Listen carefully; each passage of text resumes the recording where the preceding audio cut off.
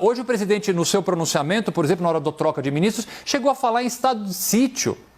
Para que usar essa palavra nesse momento? Então me preocupa muito essa briga, porque me preocupa também o isolamento cada vez maior do presidente Bolsonaro, no momento em que nós precisamos, inclusive do presidente Bolsonaro. Ele tem uma liderança no país, sim, ele tem uma série, milhões de eleitores que acreditam nele. Nós precisamos, inclusive, da liderança dele nesse momento.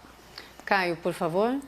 Bom, a fala do presidente Bolsonaro nesse trecho específico sobre o estado de sítio foi justamente no sentido de que o Brasil não se encontra nessa condição, que é a única que poderia, vamos dizer assim, dar uma autorização para as autoridades públicas avançarem em direitos e garantias fundamentais e em liberdades individuais. Ele se colocou, na verdade, de forma diametralmente oposta a isso. É preciso fazer esse esclarecimento.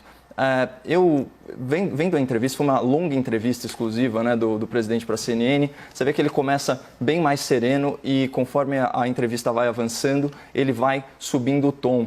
A gente tem que dar o benefício da dúvida, não dá para saber se isso foi intencional, muita gente falando que isso foi uma cortina de fumaça, embora eu ache impossível minimizar, né, a troca de um cargo tão importante num contexto tão atípico como é esse, mas assim, a indignação do presidente, ela parece genuína e ela é fundamentada, porque ele disse o seguinte: olha, o presidente da Câmara, ele está se arvorando em direitos inexistentes e está violando a separação dos poderes. Ele está agindo como se ele fosse o tutor do Poder Executivo, né? E a gente já sabe aí das intenções do Rodrigo Maia de fazer um parlamentarismo branco, na qual ele é o primeiro-ministro imaginário do Brasil.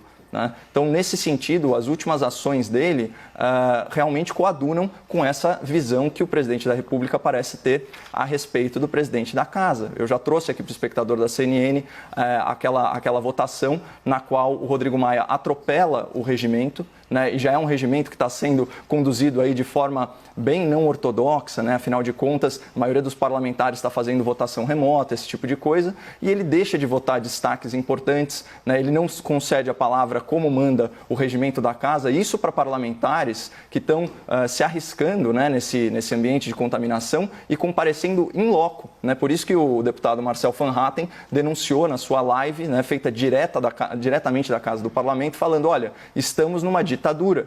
E quando o presidente da Casa, Rodrigo Maia, foi interpelado sobre a forma como ele estava conduzindo essa votação, ele se limitou a dizer: olha, o presidente sou eu. O que mais me preocupou, viu, doutor, você falou de falta de interlocução, eu também acho, eu concordo contigo, não é hora da gente isolar as lideranças políticas, é hora de união. Mas quando o presidente da República fala que um cara como Paulo Guedes, que é o ministro da Economia, portanto que tem protagonismo nessa situação de crise, perdeu a interlocução com o presidente da Câmara Federal, quando o presidente da Câmara Federal está votando peças que têm alto impacto orçamentário, isso me preocupa muito. E, de novo, não vamos ter a visão binária. Não existe um Congresso de anjos e um governo de demônios. Então, a gente não pode fazer uma análise tão preto no branco assim.